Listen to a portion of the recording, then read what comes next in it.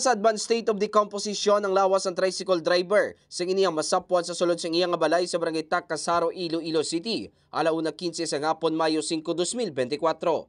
Ang biktima mo si Renato Godilano, 62 anyos, residente sa nasambit nga lugar. Sa balay, nakita nila ang lawas ng aton nga biktima nga nanghigda sa salog dito sa iyang kwarto kag patay na kag actually nagahabok na siya ng iyalawas. So kasi sa pagpungsisa sa aton investigator, wala man sang forcible entry dito sa iyang balay.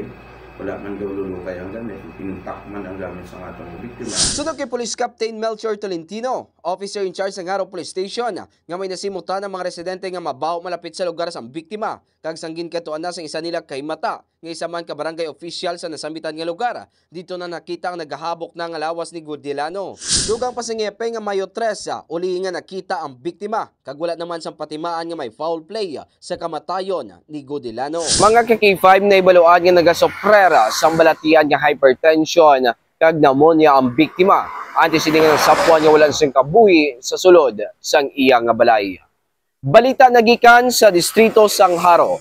Ako si K5 Eric Cañazares para sa Kampiyon nga Balita, Serbisyo Publiko kag Kalingawan sa Iloilo, K5 News FM.